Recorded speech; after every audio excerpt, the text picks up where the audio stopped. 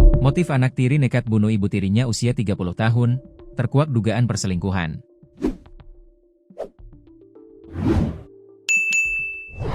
Misteri kematian perempuan berusia 30 tahun yang ditemukan tewas di Jalan Raya Desa Lombang Dajah, Kecamatan Blega, Kabupaten Bangkalan, Jawa Timur, akhirnya menemui titik terang. Polisi menangkap pelaku yang merupakan anak tiri korban, MH, 24. Kasat Reskrim Polres Bangkalan, AKP Hafid Dian Maulidi, mengatakan kejadian bermula dari kecemburuan pelaku atas dugaan perselingkuhan korban ABF, 30. Dengan seorang pria berinisial MS, 34.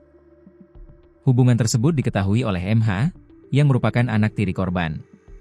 Dari hasil interogasi pada pelaku, aksi tersebut dilakukan karena sakit hati ibu tirinya berselingkuh dengan pria lain.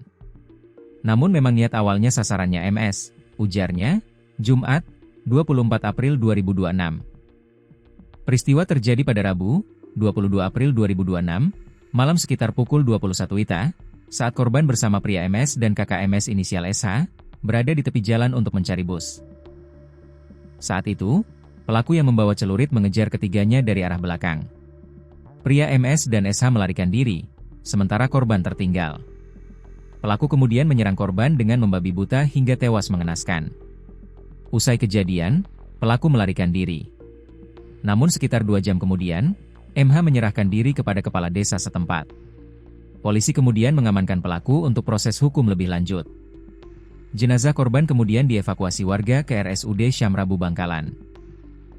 Dokter forensik RSUD Syamrabu Bangkalan, Dr. Edi Suharto, menyebut korban mengalami luka terbuka akibat senjata tajam di beberapa bagian tubuh. Luka-lukanya pada leher, dada, perut dan pinggang.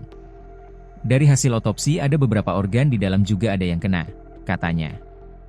Ia memastikan penyebab kematian akibat luka serius di bagian leher.